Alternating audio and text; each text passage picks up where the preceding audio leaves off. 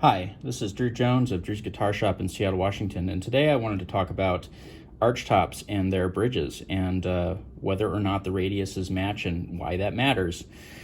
This is a mandolin that came in a few days ago, and if you are a mandolin person, you might be looking at that bridge and thinking, well, that looks a little weird, and yeah, I agree. I actually did look up this model of mandolin, and this is not the bridge that comes stock on it. Fortunately, the stock bridge did actually come in the case, but both of these bridges are problematic for different reasons.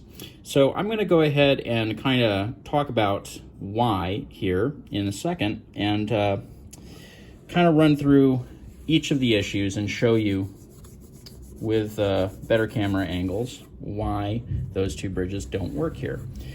So archtops, you know, as you can kind of figure from the name, are arched. So there's kind of a convex curve on the top of that instrument that is facing outward towards you. The bridge has to sit on top of that. Now, typically when you look at the bottom of a bridge that's designed to go on an archtop instrument, you will see that it does have a little bit of an arch to it.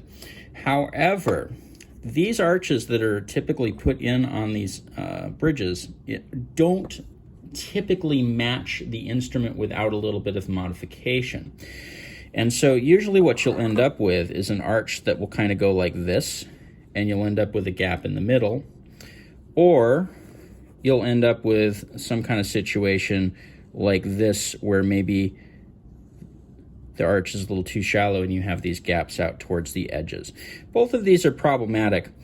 And the reason that they're problematic is because, for one thing, if you have these little tiny spaces like right in here, those are spaces where buzzes can occur. So because the bottom of the bridge is hard and the top of the instrument is hard, and there's a lot of vibration going on, and there's that tiny little space that gets filled, that can potentially lead to some weird buzzing, overtone, whatever. It's going to produce something that doesn't quite sound right because the contact isn't very good. And speaking of the contact being not very good, one of the other things that happens, you know, when you have this kind of situation going on is, say you have a string here and a string here and a string here and a string here. These two strings might be delivering a lot of their energy into the top, whereas if this isn't even connecting, this energy from this string has to go all the way through the bridge and then go through where the bridge is actually making contact. So that's a problem. Another thing that is happening here when you have poor contact is that you are actually losing some of that energy. And so I'm going to go ahead and draw the other kind of problem to do a better example of this. If you have a bridge that's got, say, this gap in the middle, what's happening is that none of the strings are really making contact, but all of the strings are putting downward pressure. And a lot of that downward pressure is getting absorbed by pushing this bridge down to meet the top of the instrument instead of actually going into the instrument top. You have to keep in mind that the soundboard of your instrument is kind of like the speaker cone of a speaker, except that instead of working with electromagnetism, this is a thing that works with kinetic energy. Your string is the thing producing that kinetic energy that gets amplified by the top. And so if most of that kinetic energy is going to trying to, form this bridge to the top of the instrument, it's not going into the top of the instrument and coming out in the form of sound. And so that's bad. So what do we do about this?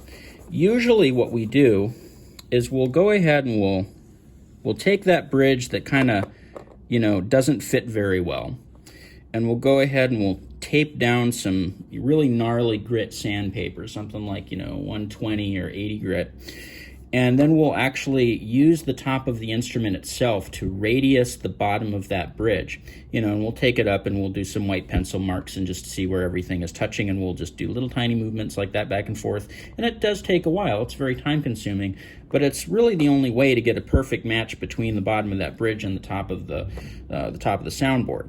And that's what you really want, to have good solid contact, because if the bridge matches that profile perfectly, it means that this space down here is all occupied by a very firmly connected bridge to the soundboard, and you don't have any of those gaps, so the strings aren't struggling to push anything down. 100% of that energy, minus what gets lost by weight, etc., goes into the soundboard from the strings.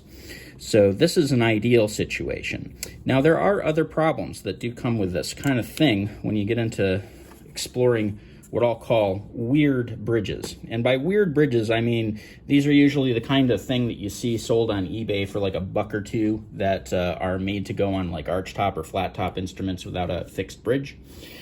And some of these are pretty terrible. This bridge that's on this instrument is no exception. So I'm going to go ahead and turn this up on its side so that you can kind of see what I see.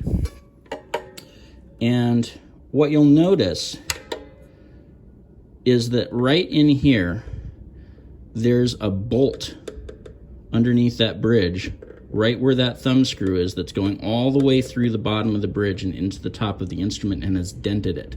Now, neither side of this bridge really make good contact. So see, this one over here has the opposite situation going on where it doesn't actually meet on the wings, and this one here has now deformed the top with this bolt going through. So this is the kind of thing that you can run into with kind of cheaper bridges, and you know, it's not great because when I go to refit the original bridge on this thing, which is what we're going to be doing, I'm not going to be able to do anything about that deformation that took place because of that bolt. So the best I'm going to be able to do is I'm going to be able to get this to make contact with what I can get it to make contact with, but there's probably going to be a gap under there, assuming, of course, that, you know, all of this is where it should be, which is another guess. Given the echelon of this bridge, I'm going to guess that the person that put this on here may not have had the placement correct. I haven't actually measured it, so I don't know for sure. But we'll see when we get into working on it. For the time being, what I can tell you is that the bridge that was on here, and I'm guessing that this was the stock bridge because this was in the case with it, also doesn't fit. And so if we hold this up on its side, and again, I kind of get you an angle here that you can look at, you can see that this one definitely has that situation where it's got that gap underneath the middle. And we're going to have to definitely work around that in order to get this to make contact. So, oops, sorry about that. Anyway, this is oftentimes an overlooked thing when looking at mandolins, when looking at archtop guitars, or pretty much any of these instruments that kind of have that convex top going on with a floating bridge. A lot of times when you look at things that are not like professionally set up or, you know, hand built or, you know, kind of nice, in a lot of cases what you're looking at is just a prefab CNC bridge that goes on top and sort of matches the supposed radius that's supposed to come out the other end of production, but those things are oftentimes not necessarily super consistent. And so usually what you end up seeing is something that doesn't quite match up right. And so if you do plan on buying like a mandolin or an archtop guitar or anything else of that ilk, you are probably going to want to take a look at that bridge and see whether or not there's a gap under it. You can take a Post-it note or a piece of paper and try sliding it underneath, you know, if your eyes aren't good enough to see that gap. But at the very least, you know, what you might be dealing with is something like the string pressure holding it down. So it might look like a good connection while the string pressure's on there, but when you take the string pressure off, it doesn't actually match. And so if you're getting one of these instruments, I would plan on, you know, taking a good look at that, but also plan on taking it to a luthier and getting the setup done properly with a proper bridge fitting. Because that's really going to be the difference between an instrument that, you know, kind of sounds like a mandolin and sounds like it should. In other words, all of your energy coming from the strings and going into that soundboard.